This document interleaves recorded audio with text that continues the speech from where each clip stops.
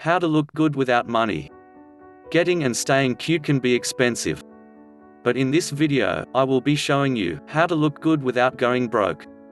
If you are new here, consider subscribing to our channel so that you won't miss other interesting videos like this, and you will also be notified whenever we upload a new video. How to look good without money. 1. Looking good pays. Attractive people make more money than their less attractive counterparts.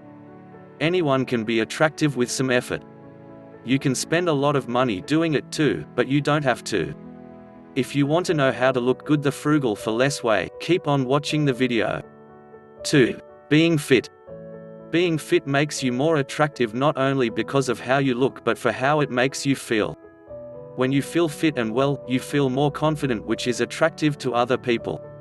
Exercise doesn't have to be something you dread, and it doesn't require expensive gym memberships, classes, or gear. The first step in getting fit is to find a type of exercise you like. You're unlikely to stick with any form of exercise if you don't enjoy it. It may take a few times to find the right fit. Because of that, don't invest a lot of money in specialized equipment. If you decide you don't like rollerblading after a few days, you don't want to have spent money on roller blades that will now go unused. See if you can borrow what you need or even rent it online. There is a great site called Fat Llama where you can rent all kinds of exercise and sports equipment and try it before you buy it. There are countless exercise videos and tutorials available for free on YouTube that can teach you the correct techniques for a variety of types of exercise. If you want to build muscle, you don't even need to invest in a set of weights. There are tons of muscle building exercises you can do with just your body weight. Walking and running are excellent forms of exercise and don't require any specialized equipment beyond a good pair of shoes. Running shoes are something to invest in. The right shoes with the proper fit can protect your feet and joints. If you have a dedicated running store near you, buy your shoes there rather than a big box store. Running stores have all kinds of neat ways, including recording your gait while on a treadmill and software to analyze it to suggest the most appropriate shoes for each individual. 3. Eating well. Eating well goes hand in hand with exercise.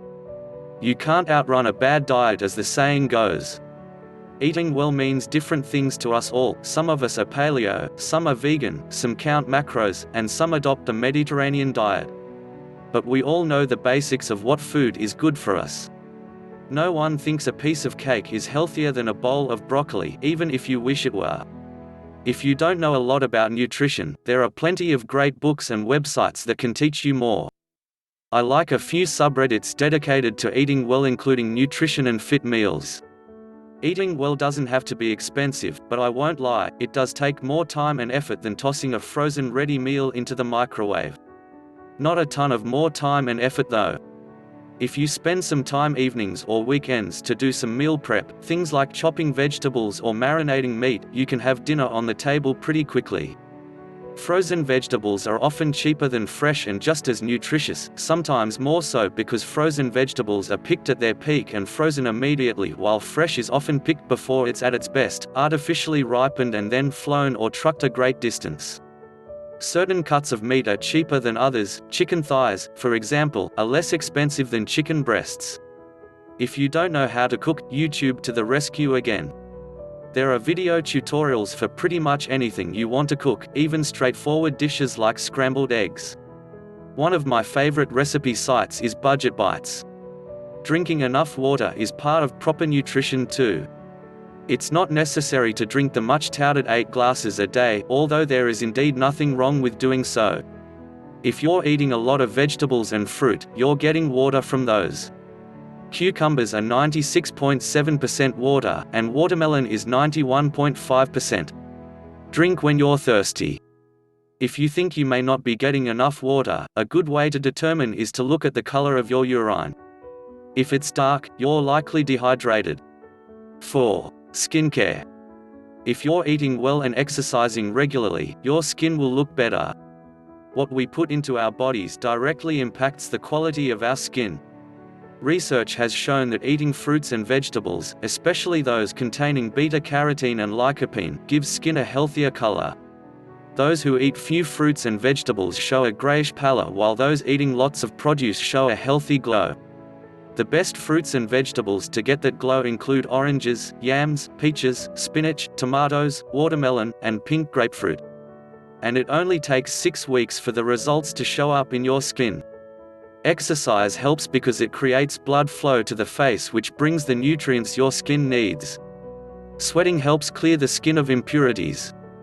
Cleaning your face correctly, especially removing makeup if you wear it before bed, and moisturizing morning and night improves skin condition. You don't need expensive cleansers and moisturizers. CeraVe is an inexpensive skincare brand that includes both and can be found in most drug stores.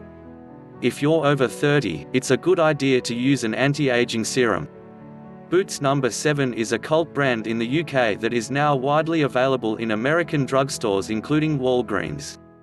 The first reliable clinical trial of a wrinkle cream found that Boots No. 7 Protect and Perfect Serum really does help reduce wrinkles.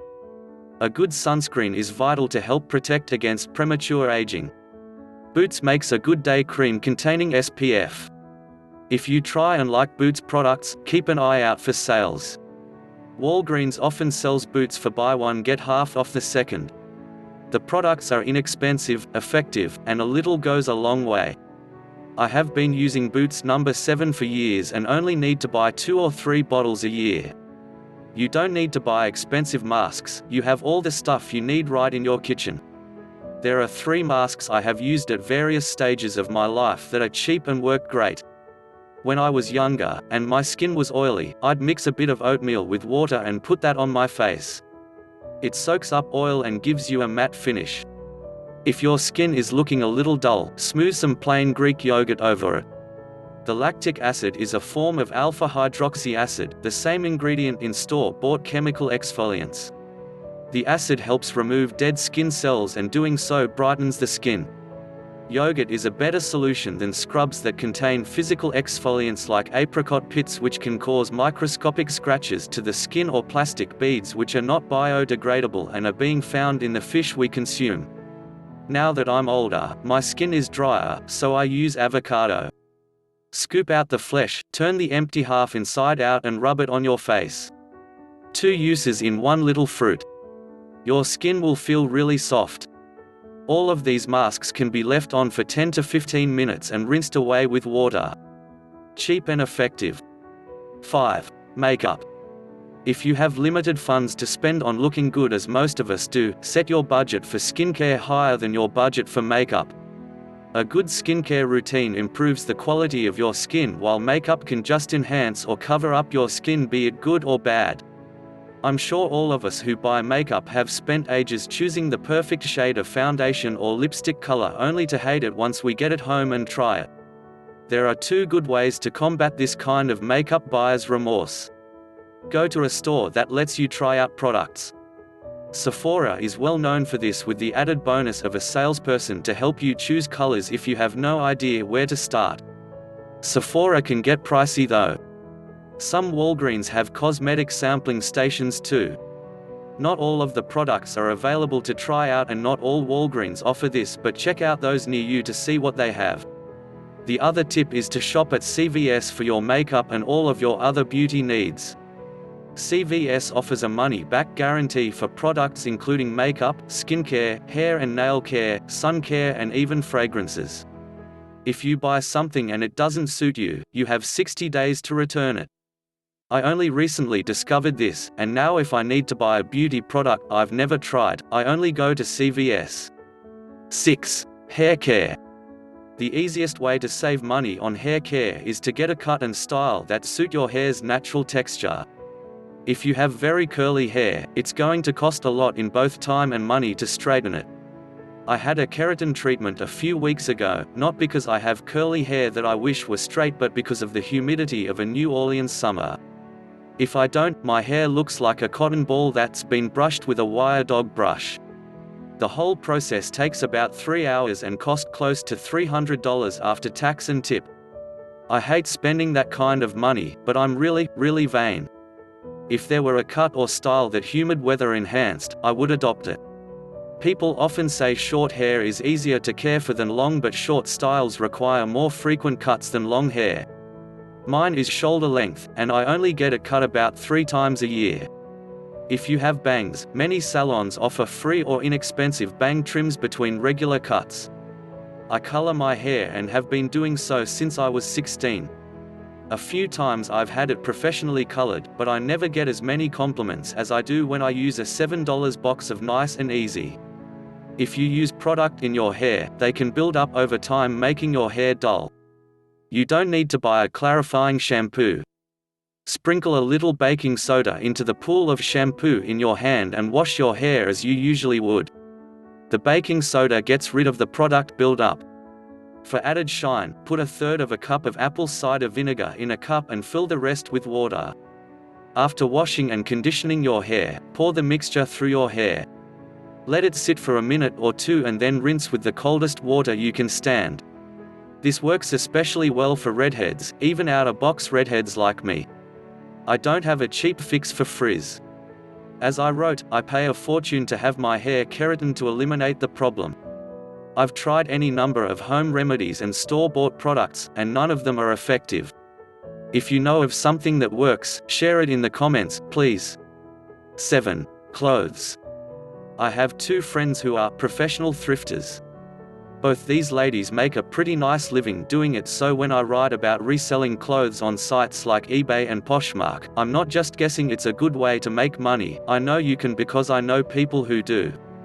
I didn't have strong feelings about buying thrift store clothes until my local pro friend invited me to come to a thrift store with her one day. It's excellent and I'm a believer. I bought 4 little summer sundresses for less than $30 total, not each. It can take some hunting, both for good pieces and a good store, but when you find them, you can really get some great deals. Some stores are more selective about what they put out for sale. There is one near me in a pretty ritzy area that must put out everything donated because it's hard to find anything that doesn't have a tear or a stain, or is pilled. The selection isn't that great either. But a good thrift store has a nice selection and only puts out clothes that are in good or better condition. You can find casual clothes, dress clothes, work clothes, formal wear, and shoes. Tons of kids' clothes too if you are shopping for children. If you need new clothes, check out a good thrift store before you head to a department, mall or big box store. You will be amazed at what you find. The only time I wouldn't recommend shopping in a thrift store is when you need a very specific item of clothing. It can be frustrating to sort through racks and racks of clothes if you need a black, knee-length pencil skirt size 6. But if you just need a few summer outfits or a few sweaters for winter, you're bound to find something that fits the bill at a thrift store, and for literally a fraction of the price you'd pay for something brand new, and the stuff in the thrift is often better quality. Unless you are buying very high-end clothes, it can be hard to find things that fit well. Mass-produced clothes are made to fit a wide assortment of people, so if your measurements don't fall within a manufacturer's pre-determined fit, clothes never quite fit you right. And part of looking good in whatever you're wearing is a good fit. Try to find a local tailor. People think of tailors as something only rich people use and afford, but it's surprisingly inexpensive to have a few pieces of your clothing altered to fit you. It's not like the tailor is making you an entire, from scratch made-to-measure outfit. That is expensive. You just need a few nips and tucks to a few of your best pieces. Most of us can afford that. 8. Looking good. There's nothing wrong with wanting to look and feel good. It's okay to spend money to do so. Is it necessary to color your hair or wear makeup? No, but we spend money on lots of things that aren't strictly necessary.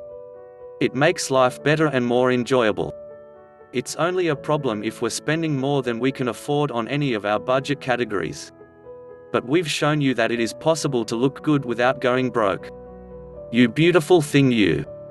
If you enjoyed watching this video, give us a thumbs up, share it with your friends, and click the subscribe button never to miss any updates from us. More amazing secrets and tips will keep coming. Join us on the healthy side of life. Look at your screen now to see 2 other videos we have handpicked for you to enjoy next.